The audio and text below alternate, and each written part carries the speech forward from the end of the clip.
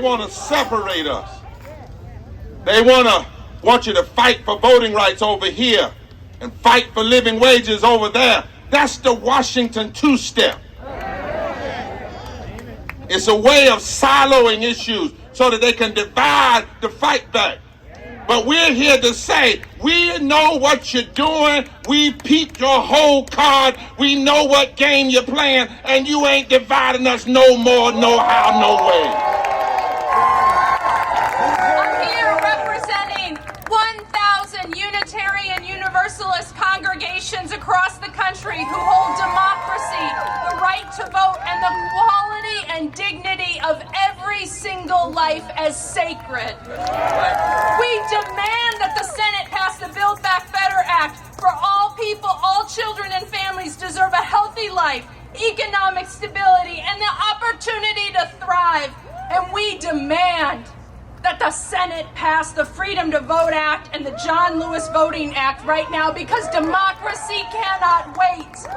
Voter suppression is the single gravest threat facing our nation. Through hundreds of legislative cuts across the country, Republicans are taking away people's voice and vote. And it's not just a threat to our democracy. It is an attack on the dignity and the worth and the rights of every person. And we will not stop until we win. That's right. Get it done. 2021. Washington, D.C. has freedom fighting and tell us how to fight. Yeah. This is Lieutenant Shaw with the United States Capitol Police. You are engaged in an illegal demonstration. If you do not move from the roadway, you will be arrested.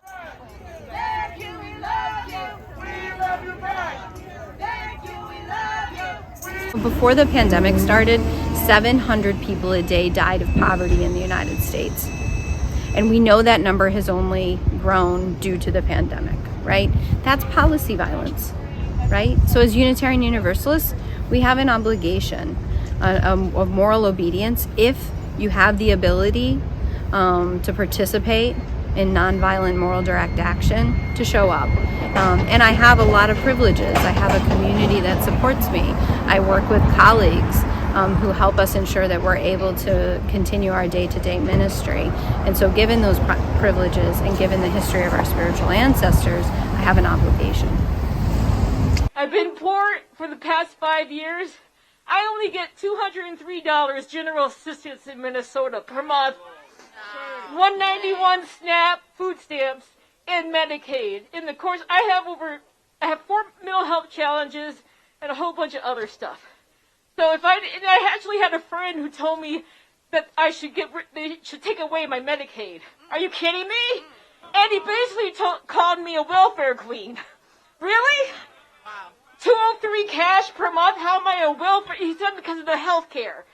I get such expensive health care. That's insane. That's right. To me, it's unconscionable that, just last week, an omnibus bill that provides billions and billions of dollars to the Pentagon was passed even without, any debate. Something like the Build Back Better plan is being held up with all kinds of questions being raised about fiscal sustainability and needing to pay attention to the numbers, etc. To me, it just points to what the priorities are. Supporting a military economy and also supporting corporations and not the people.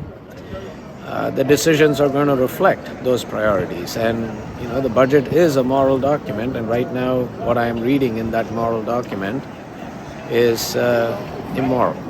And I am here as the mother of 3 children with chronic illness. And I'm calling on Congress to pass the Build Back Better plan so that every parent can count on universal pre-K for their 3 and 4-year-olds. So that every parent continues to have access to the child tax credit to ease the burdens of the escalating costs of child care and health care. And so that every parent has the peace of mind to know that if their child gets sick, they have the right to paid family medical leave. Congress, you have a chance today, right now, to show voters that you value families, that you value mothers like me. Stop stalling and pass the Build Back Better plan now. Somebody say freedom. Lift your hands and say freedom.